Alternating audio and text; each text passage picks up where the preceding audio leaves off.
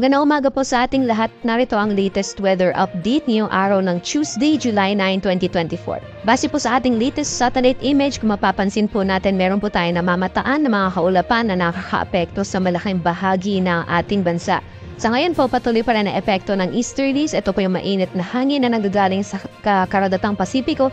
At dulot po na epekto ng easterlies, posible pong makaranas ng maulap na panahon na may kasamang kalat-kalat mga pagulan sa area po ng Visayas pati na rin sa Palawan. So kung makikita po natin yung mga paggalaw ng kaulapan, although naapektuhan po dito sa may area ng Visayas, unti-unti po itong kumikilos at naapektuhan din yung Palawan area. So asahan po natin, possible po yung makulimlim na panahon sa Visayas, unti-unti din po maapektuhan dito sa Palawan. Samantalang sa nalalabing bahagi naman po ng ating bansa, kung makikita po natin, although may namamataan po tayo mga kaulapan na hindi po siya tumatagal or hindi po inaasahan na tatagal buong maghapon. So asahan pa rin po natin yung mainit na panahon, liban na lang po yung mga tsansa na mga isolated o ito po yung mga panandali ang buhos ng ulan, lalong-lalo na pagdating sa hapon o sa gabi. In terms of monitoring naman po, wala tayong binabantayan na low pressure area o bagyo sa loob at labas na ating Philippine Area of Responsibility. Kaya asahan po natin sa mga susunod na araw, unti-unti po nating mararamdaman ulit yung epekto nitong southwest monsoon. Pero sa ngayon po, most likely maapektuhan lamang po yung areas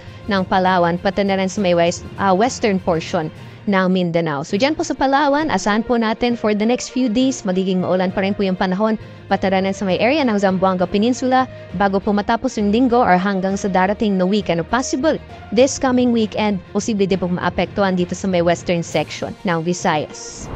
So magiging lagay naman po ng panahon ngayong araw gaya ng nabanggit natin kanina, although asahan pa rin po natin yung mainit at malinsamang panahon ngayong araw sa malaking bahagi ng Luzon, may mga tsansa pa rin po ng mga isolated rain showers or thunderstorms, lalong-lalo na pagdating sa hapon o sa gabi. Sa agwat naman po ng temperatura na asahan natin ngayong araw, para sa lawag maglalaw na 24 hanggang 33 degrees Celsius, 18 to 24 naman para sa Baguio City, agwat ng temperatura para sa Tugigaraw maglalaw muna 25 hanggang 34 degrees Celsius, 25 to 32 naman para sa Legazpi City, at sa Tagaytay maglalaro mula 23 hanggang 31 degrees Celsius. Maximum temperatures naman for Metro Manila area na yung araw possible na umabot ng 33 degrees Celsius.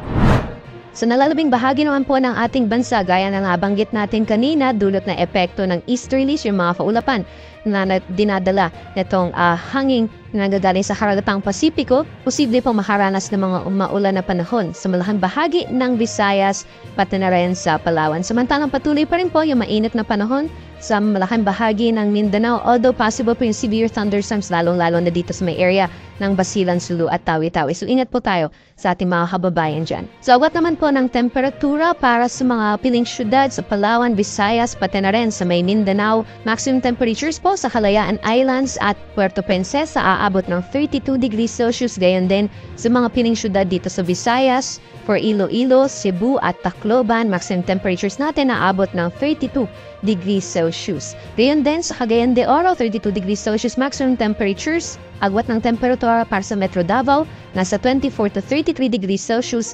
At dito naman sa Zamboanga ay maglalaw mula 25 hanggang 34 degrees Celsius.